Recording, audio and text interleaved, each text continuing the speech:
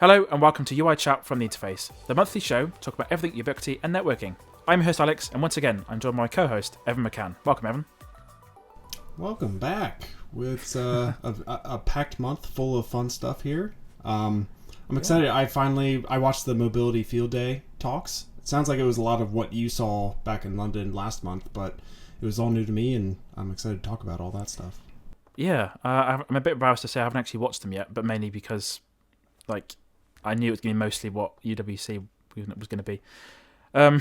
Yeah. We haven't got any follow-ups from last episode, but yeah, we're going to mostly talk about the Ubiquiti Field Day to start with. But how have you been since last time we did the podcast? We met up in London actually a few weeks ago, so that was pretty cool.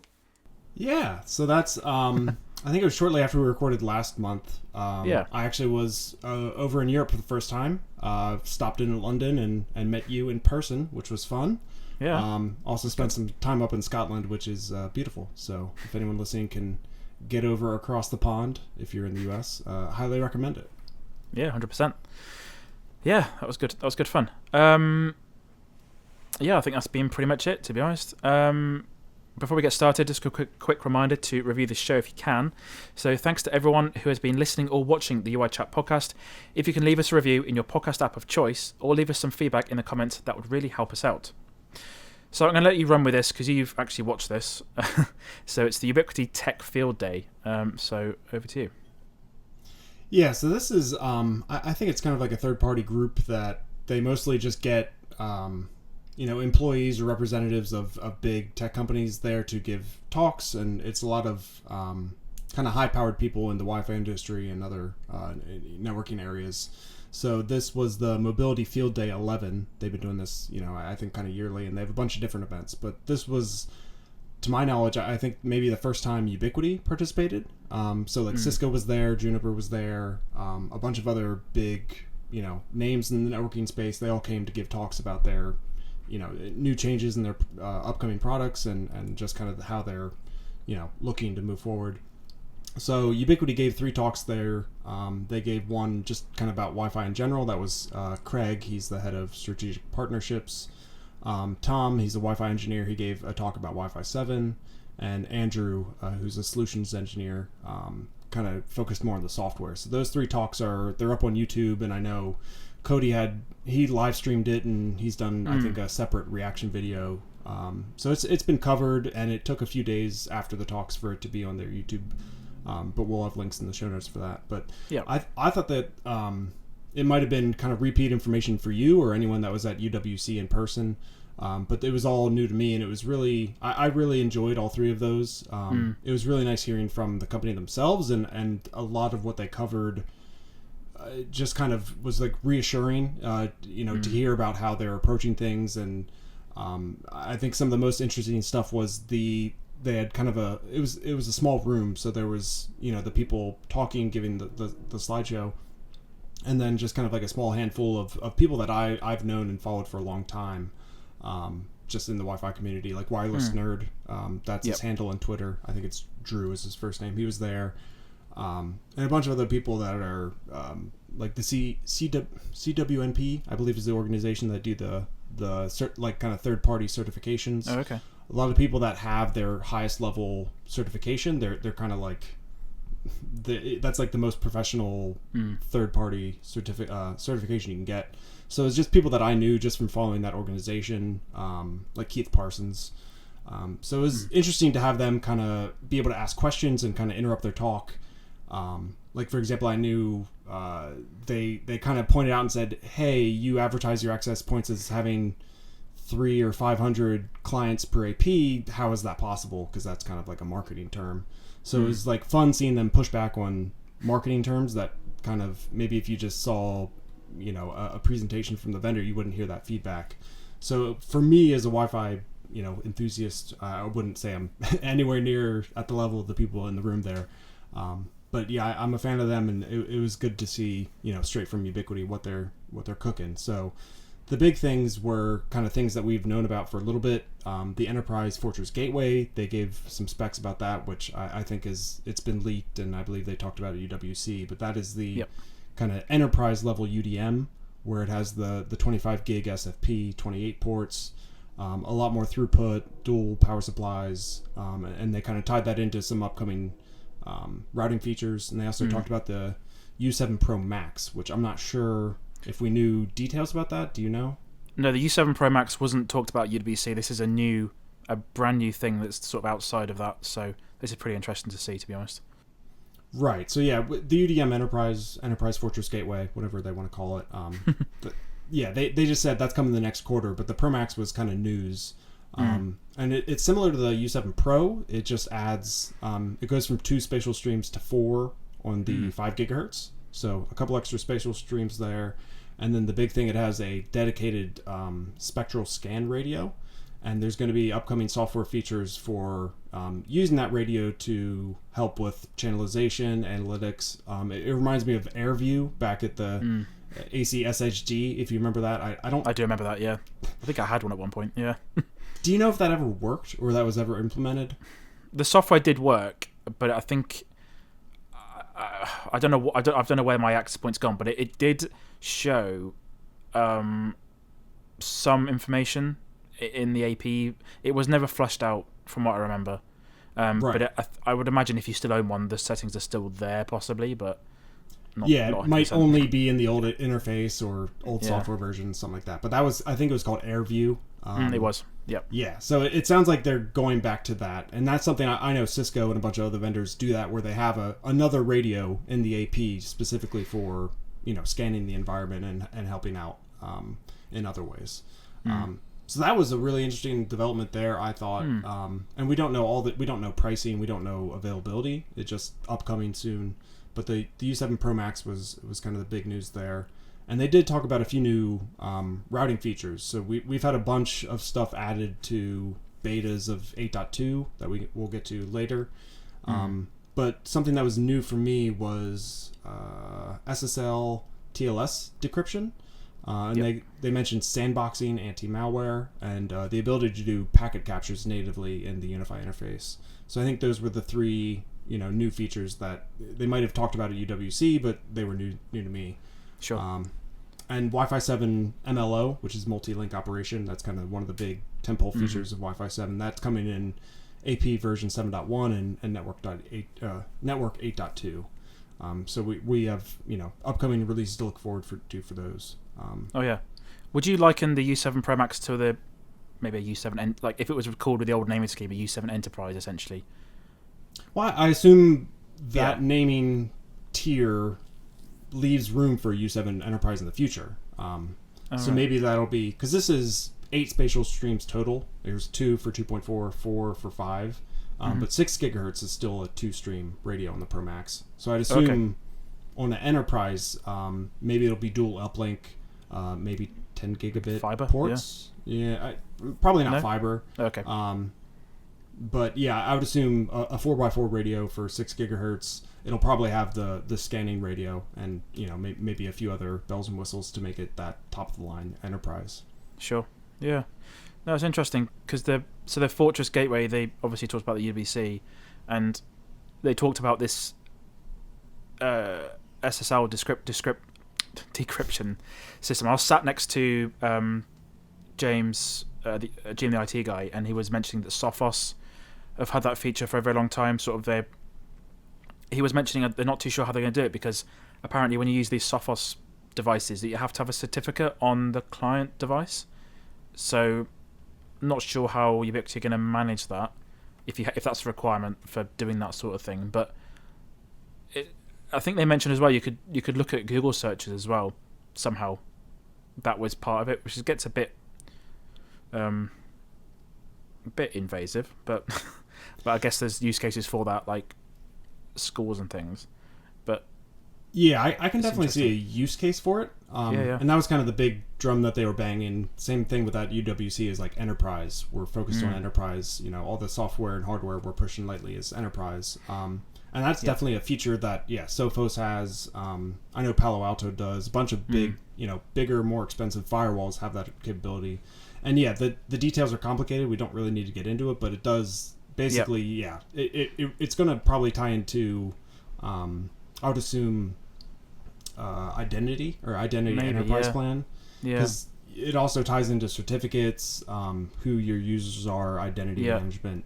And yes, it is kind of an invasive thing to basically be breaking the secure connection between your computer and the web server that you're talking to. So I think it's something we're going to need to know more details about before we get too excited. Yeah, sure.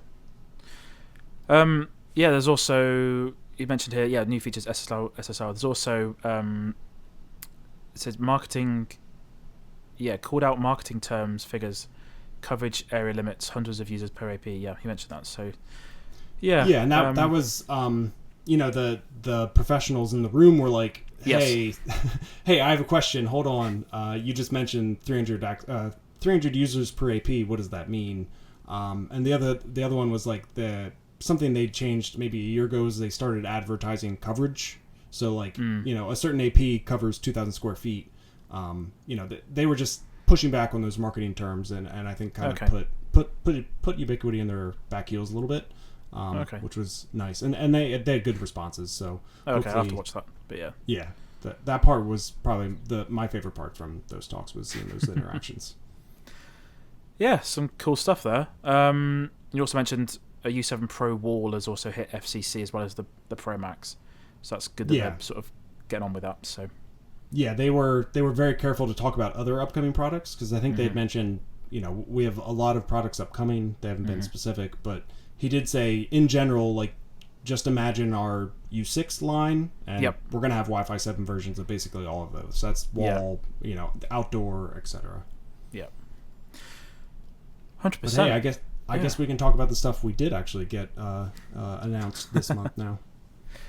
Cool. Yeah. So got some new hardware. Right at the very start of the month was the Pro Max 16 switches. So both come in non-PoE and PoE flavors. So you've got ether lighting, you've got 2.5 gig ports. On the 16 ports, you get 12 PoE plus ports. You also get 2 PoE plus ports and then 10 gig SFP plus uplinks. And you also get two. I thought these were really weird. They're a weird shape, aren't they? So they're not a traditional 16-inch rack mount 1U sort of size. These are more of a smaller version, and they're, in that regard, they're too big for a proper rack. So they've included external power supplies and then these weird mounting accessories for them. I'm not 100% sure on that. I guess these might be more. Well, I was going to say these might be more used in a home, but again, they're pro switches with ether lighting, so not sure on the use case at the market for that. But it seems a little bit messy in terms of installation, possibly. I'm not sure what you think. Yeah, I think that's the most interesting thing is like obviously you take the Pro Max 24, chop off 8 ports. It is a little bit strange that they have a lot of switches where half the ports or a subset of the ports are one speed, one or the other. So on this one, there's only 4 2.5 gig ports and 12 are gigabit, in addition to the 2 SFP. So I think a lot of people were disappointed there was only 4 2.5 gigabit ports, but that's probably just a side effect of the hardware they're using inside, and it for $279 or $399 US pricing, that's not bad. So it's nice you get those 4 high PoE, high throughput ports, which would probably be for access points, like the U7 Pro or Pro Max, and then a bunch of other gigabit ports in SFP. But yeah, I think the thing to talk about is the dimensions of it and the external power supplies, because in previous 16 port, like the first gen, second gen PoE 16 port switches, they were full rack width and they had internal power supplies.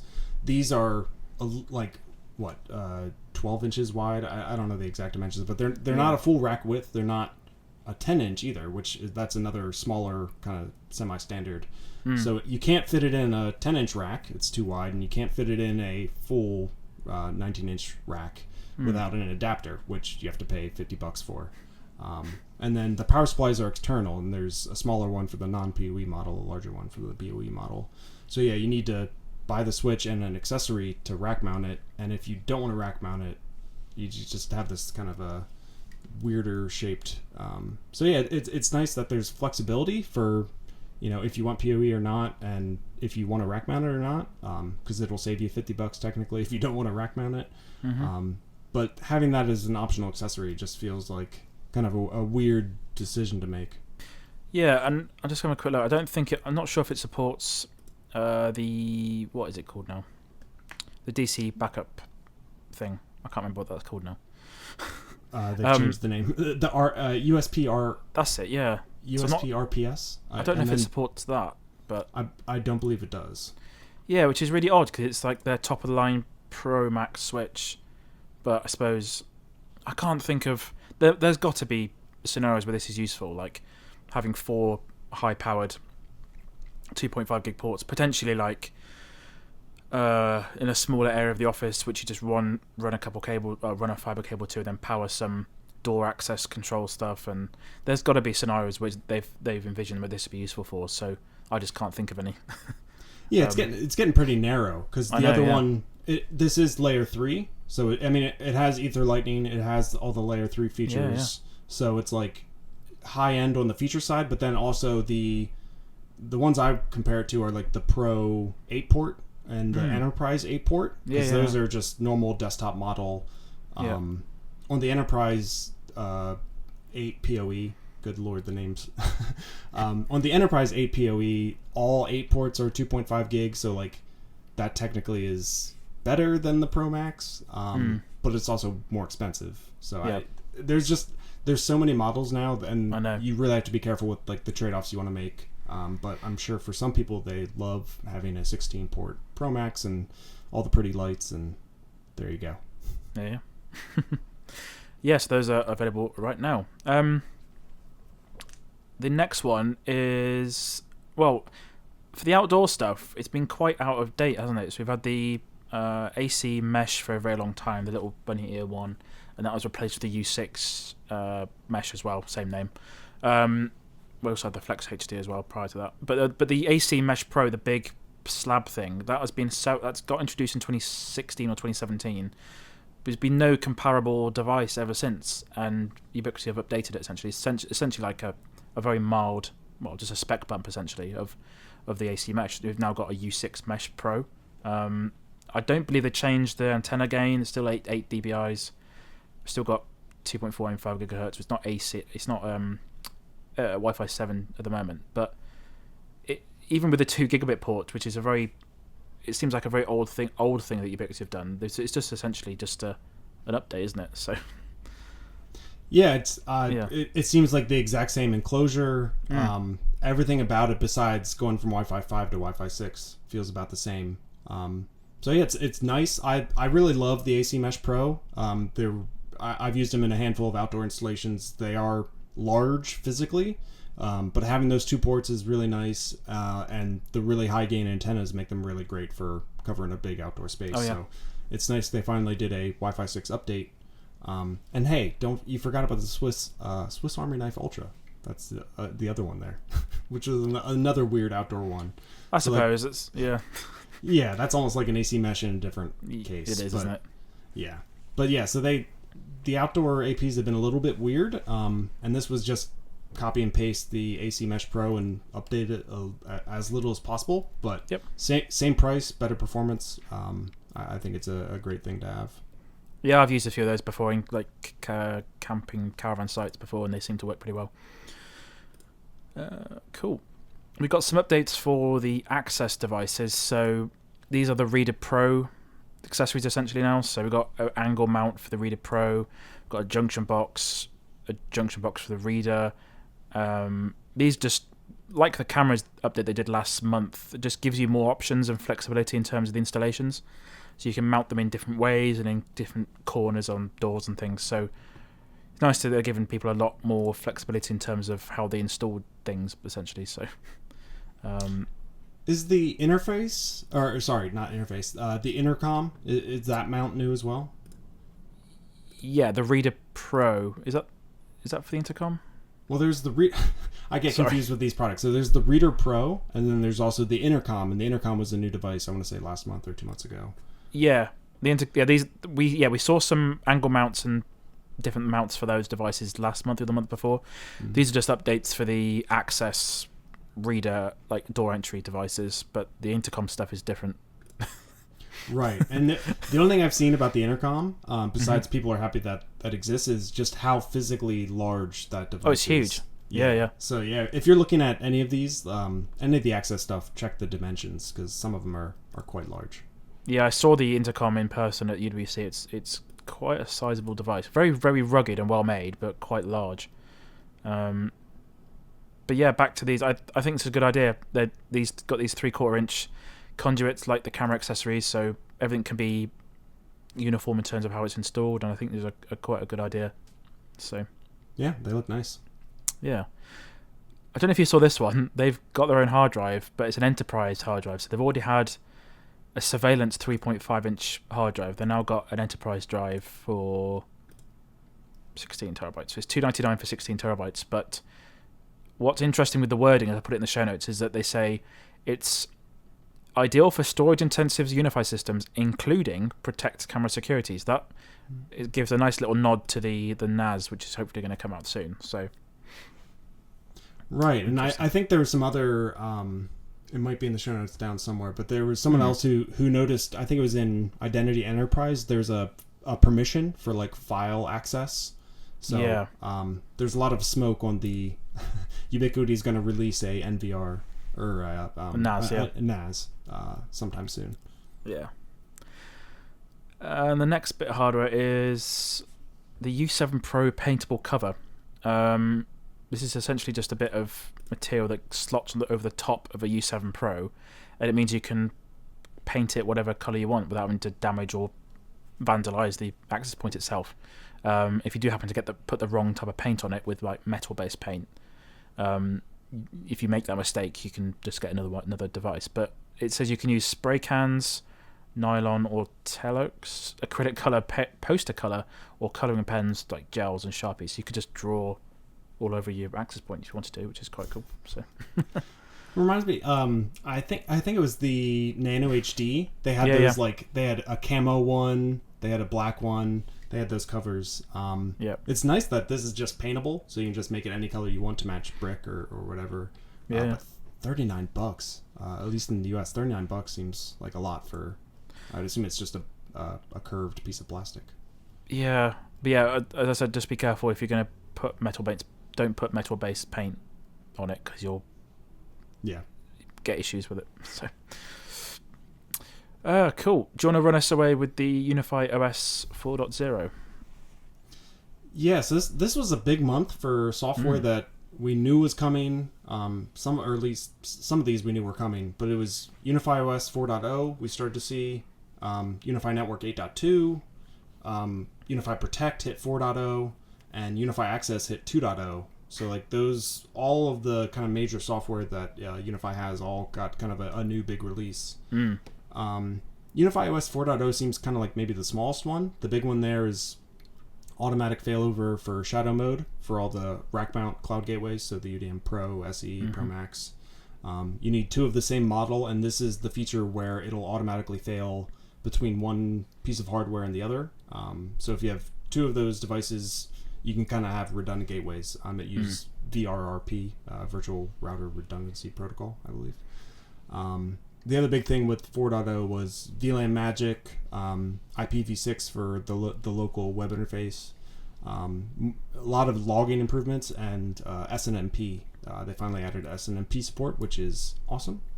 And yeah, other than that, it seems like I'm not sure what triggered ticking over to a new major version besides maybe lining up with some of the other software updates they're doing. I meant to ask you with that shadow mode. So Chris did a demo video. I don't know if we discussed it last time, but by the sounds of it, you have to have the ISP, but connected to both devices. So let's imagine you had a simple network like DHCP, and the ISP allowed two devices behind the modem to have IP addresses, then it would work fine.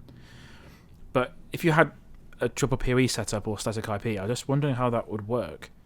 Because typically, you'd need a switch in front of your firewall, or in this case, your UDM Pro. So that way, if your ISP is only giving you a single cable or a single connection, you could split it. you can kind of fake your way sometimes with like the MAC address cloning, but typically to do this properly, you need multiple public IP addresses on your WAN side. So for us, like, you know, a lot of times we'll get a /29 block of IPv4. So we have, you know, 5 IPs to play with, and you'd use one for host 1, one for host 2, and use the third as kind of like a virtual IP that represents either one of them. Oh, okay. So there's a lot of ways, and it really depends on your WAN setup. But it's not as simple as just, you know, plug and play. You kind of have to plan those things out. Yeah, that's what I was trying to get at. Yeah, because it really depends, because we have PPPoE here, and you can't have 2 sessions. Right. So yeah, if I'm not sure exactly how shadow mode works with PPPoE. I don't know if anyone's talked about that, but something to follow up on. Yeah, it'd be interesting. So yeah. And then yeah, for UniFi Network 8.2, we've seen 3 different beta updates. So there's 8.2, 8.7, 9.2, and then 9.3 was actually just released today. It's a minor update. So I have a feeling this is going to go GA, probably early June. Probably is my guess there, because it seems like they're you know, getting close to release. So this had a bunch of the features they talked about at UWC and the Mobility Field Day talks. So this was custom ACL rules, custom DNS records, a lot more logging and detail in, you know, individual ad block events, firewall rule logs, BGP support is the other big one. That relies on Cloud Gateway or UniFi OS 4.1. So that's like another coming soon, just about to be released. Multi-link operation MLO for Wi-Fi 7 APs. That's another one. I think the few things that are not included in the current betas that we've seen are one-to-one NAT, the SSL, TLS decryption, sandboxing, anti-malware, and the packet captures. I think those will probably be either a future 8.2 or possibly 8.3. But yeah, all of these together, you know, with UniFi OS 4 and UniFi Network 8.2, it's a lot of the stuff that we've known and was coming that we're finally getting. So I'm excited to just play around with BGP and all the other new stuff there. Nice. I didn't realize this was launching today, but I didn't realize. Well, I knew it was in beta, but I hadn't quite clocked it. But I got a notification when I watched it today saying 4.0.21 is out for Protect, so I updated straight away. So I've had a little play around with it today. Some people on the forums mentioned it took half an hour to their MVR to update, but mine updated pretty quickly. And this has a re-architected NVR core engine, which should give you up to 20% capacity for all consoles. I think that includes the UDR as well. They didn't mention that it wouldn't. So some of the big things is the enhanced encoding, which is essentially H.265.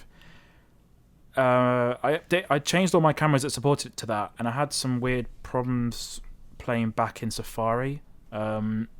So I reverted them back again. But it is in labs. If you go to the settings for each camera, you have to enable it per camera. But it is, at the moment, it is a labs beta feature. So I'd imagine that that's coming soon.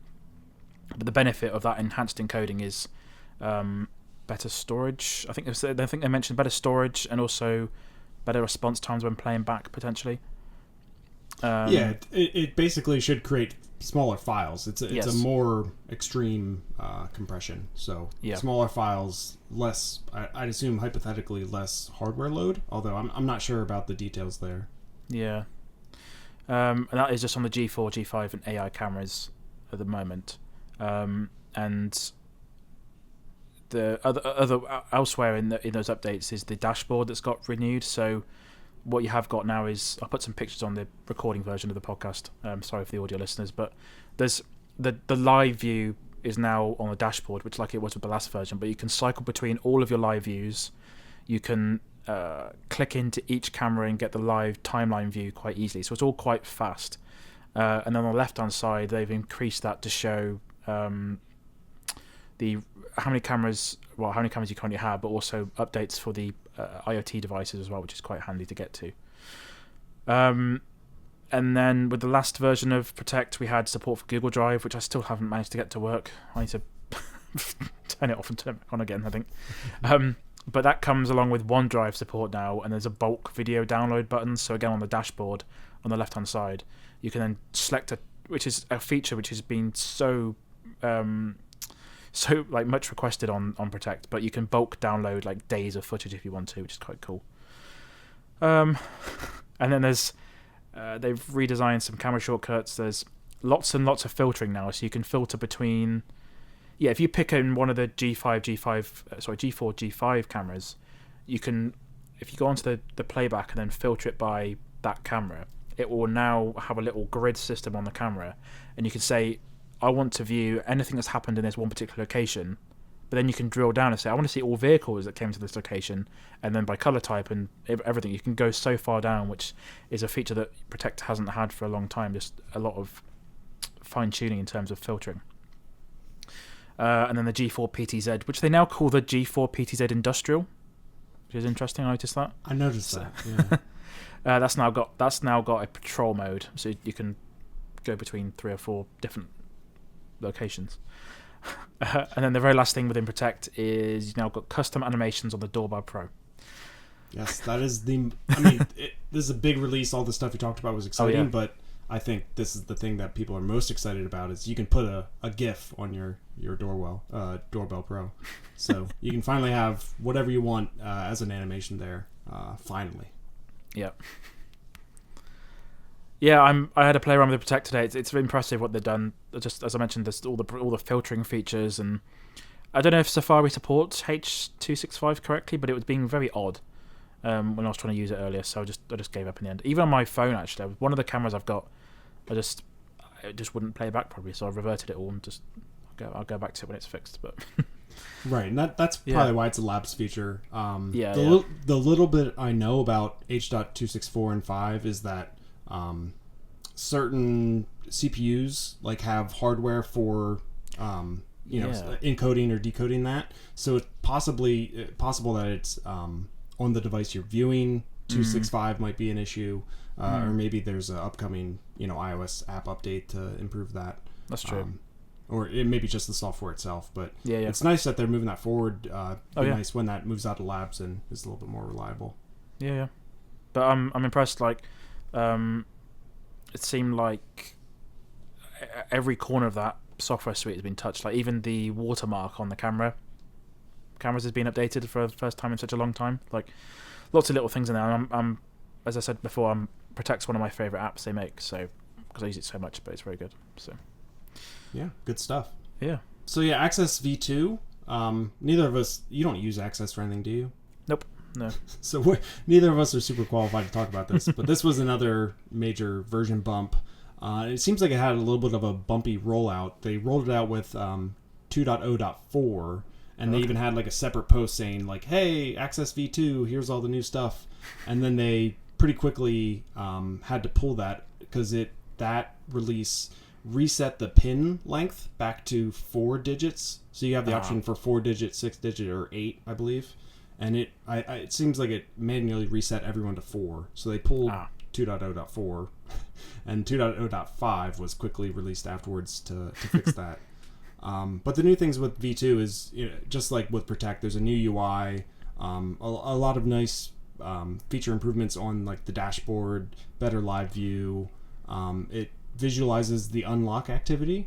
So for, every time someone goes to unlock a door, you kind of see like a little red lock or green unlock.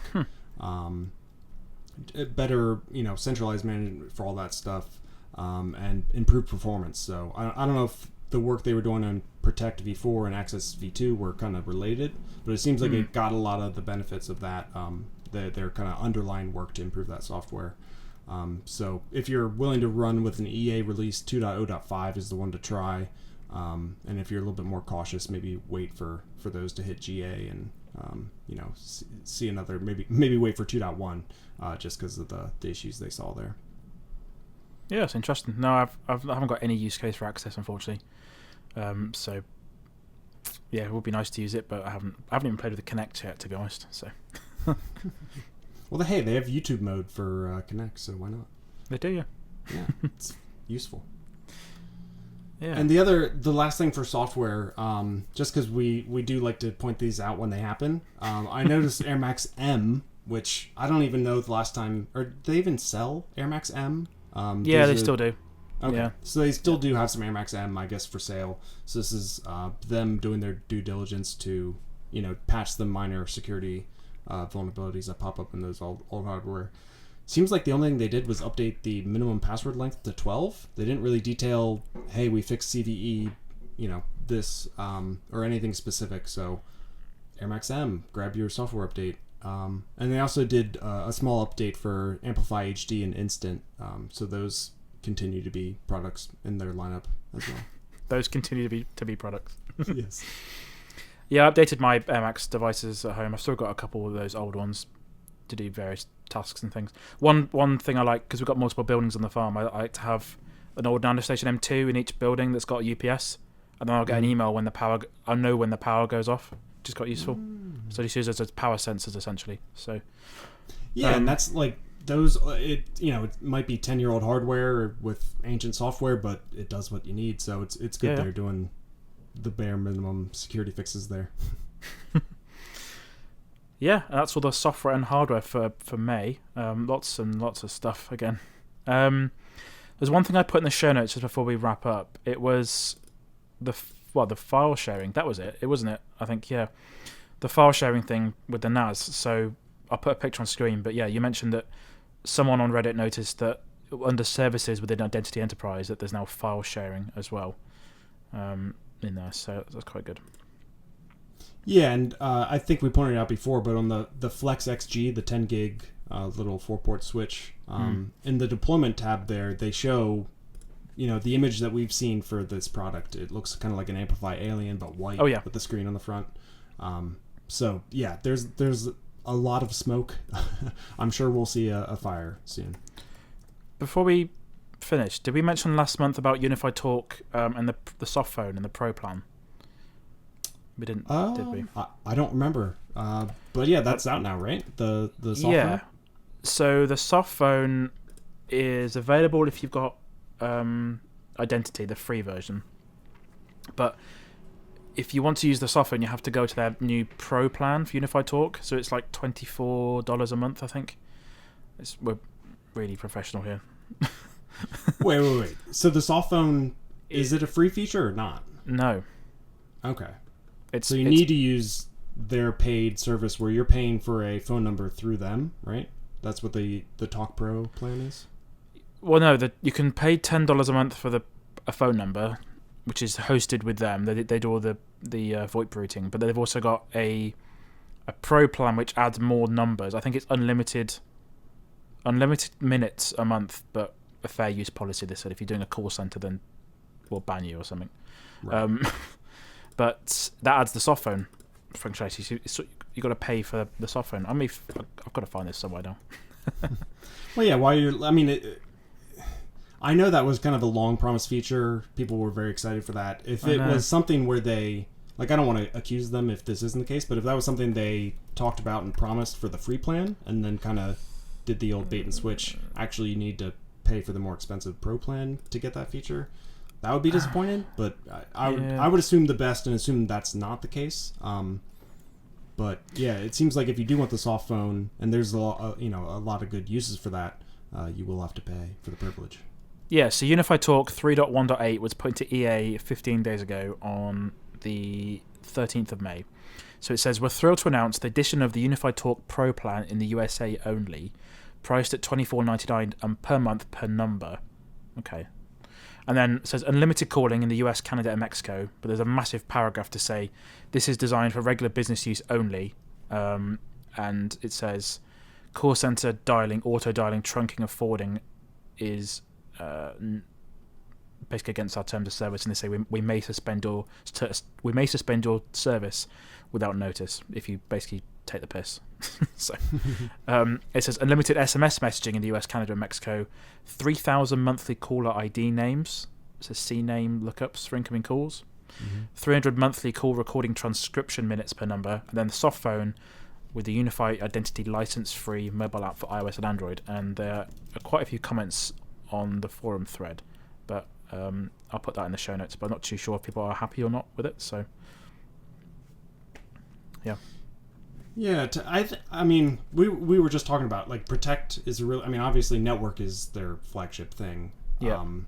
Protect is a really strong offering for yeah. security cameras. Access is coming along as, door access. I think Talk is maybe the one kind of lagging behind that group there. I mean, Yeah. I don't know VoIP well enough to know. $25 a month, I think, is the U.S. pricing for that Pro plan. It could be a great deal for what you're getting. But I've got no idea. I can't compare because I'm not really in the VoIP world too much. No. But yeah, I think for a solution for small businesses, maybe it'd be a good idea, and hopefully Talk is kind of fleshed out a bit more, because it seems like they've had a lot of promised features that they've done that with all their other products too, but it seems like Talk takes the longest and is maybe slightly less exciting than all the other products that they have.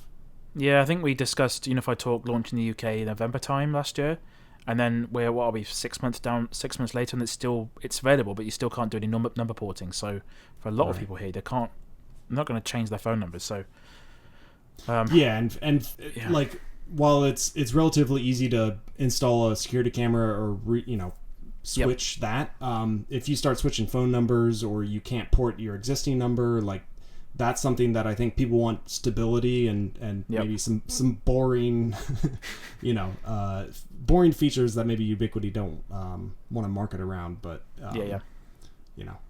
it continues to be a product in their lineup. Yeah, I'm sure it'll get there. Just before we go, we've got some updates on what we've been working on personally. So I've kind of messily launched a new website. So a bit of backstory: my WordPress website, which the interface is on, it's randomly crashing like every 2 months. Just the server just completely dies, and it's just a pain to get it back up again. So at Hostify we use Webflow, so I dipped my toes into that. It seems really good. There is a way of exporting, because I've got 4,000 articles on the interface because I've been doing it 10 years. There is a way of exporting them, but you can export a CSV, but it didn't quite work properly. So I've got to do it manually. So God bless you. Yeah, I really like the new design. I'm sure behind the scenes it's a nightmare if you have to, even if it's one button click, if you have to do that 4,000 times. I'm sure it's not one button click or that simple. Digging to that archive, what's the process? Go ahead. So WordPress, their URL format, you can choose what that is, but what I chose was, back when I started it, was interface.uk/year/month/day, and then the article name, the slug, basically. Webflow doesn't support that, so it's now going to be interface.uk/blog posts/the slug. So I've had to. I only realised you can set up like these custom rules within 301 redirects. So it's basically saying anything with 2020, and then you do one for each year, redirect to blog posts, and then, because I was putting in manual 301 redirects to start with, that was not going to be sustainable. So yeah, if you're trying to visit the website and some older content, it's just going to send you to 404 at the moment while I work through them. Yeah, that sounds like a lot of work, but yeah, I mean, are you happy with how it turned out? Like, besides the headaches of the manual converting old articles, like, do you like what is it?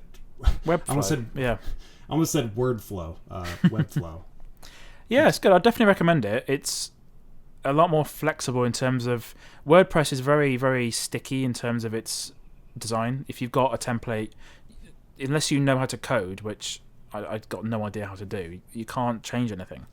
Whereas Webflow, it's very, very similar to Squarespace. I think is what you use. You can drag and drop stuff around, but the code base of the website is very clean and very efficient.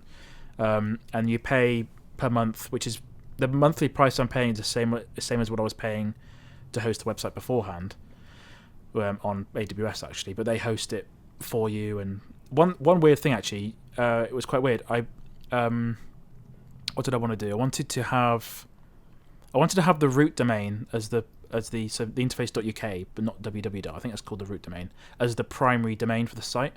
And I use DNS with Route 53, and they don't support CNAME flattening, which is what you need to use to get it to be the root domain. So I've had to move all of my domain names now over to Cloudflare to get that to work. Wow. Yeah, that's. I wish we knew these things when we started, because I have similar regrets. Like, Squarespace is what I use, and my domain is my name. I wish I didn't do both of those things, but I'm kind of stuck with it now. So yeah, it's really tough to get out of those decisions that you make early on. So I'm glad you're fighting the good fight and kind of doing what you need to do. But yeah, it sounds like you still got a lot of work to do. Well, also the big thing with WordPress is to make it do anything useful, you have to buy plugins. So I had £100 a year for Jetpack, which does all the flush out the features of WordPress. £100 a year for SEO plugin. £100 a year for the theme itself. So we're already looking at like £300-400 a year. Whereas all that stuff is included with Webflow. So I'll definitely check it out if someone's in the market for making a website. It's a big learning curve because it looks like it's got Photoshop kind of nuances to it, where everything got layers, but it's so customizable. So yeah, it's a bit of a learning curve, but yeah, it's a bit of a bummer that I've got to do everything manually again. But yeah, I'm gonna pick your brain about this off podcast here, because I have been very curious about making a change. I think I'm due for a Squarespace renewal here in the next few months. I'm not excited to manually convert articles and deal with all the stuff you've been dealing with, but yeah, Webflow is interesting to me, and I think if you're considering a website, it's worth checking out. Oh yeah, and you've got a little update on your home network, which sounds quite interesting. So what's that? Yeah, so I did my usual updates for comparison charts and all that, but the only thing I published was I finally got my home network update. I think I talked about it a month or two ago. Oh yeah. I was out of the country, guys. Calm down. So I've been a little busy in other areas, but yeah, I did finally update or talked about my home network update, where I took out my Dream Machine and put in my Cloud Gateway Ultra. So just use that as an opportunity to talk about the Cloud Gateway Ultra and the backplane and a couple other related things, and just kind of talk about like what we talked about earlier, where marketing terms and new equipment, it's not always as important as you think it is. I just kind of took the opportunity to rain on some people's parade. So a little bit of a downer there, but it was fun to make those changes. It was fun to write about it, and I definitely have. Like I think I talked about last time, I have a bunch of drafts, so I'm at a low point for writing productivity, and hopefully this summer I'll spend a bit more time on that. Yeah, definitely. Writing is definitely a thing I'm glad I started doing when it was 2013. So it's definitely a skill, just to sick out some words, sort of just. Yeah, and especially your stuff, just the amount of stuff you can write about networking stuff is pretty impressive. So, yeah, keep going. So just apply pain and time, and eventually you'll get a blog post. Yeah. That's all we've got time for, I think, for this episode of UI Chat. So, as always, you can find this podcast on YouTube, Apple Podcast, Spotify, and more. For a full description of this show, visit the episode link in the show notes. If anyone has any Ubiquiti-related questions, please email them to info@theinterface.uk, and we'll try and go through them in the next episode. Thank you for joining me on this episode of UI Chat. Where can people find you online if they want to find out more about you and what you do? evanmccann.net. Fantastic. Thanks for listening to the UI Chat podcast. If you like what we do, follow the show on all the social platforms and on YouTube. Give us a rating. This really helps other people find this show. Thanks, everyone. Bye.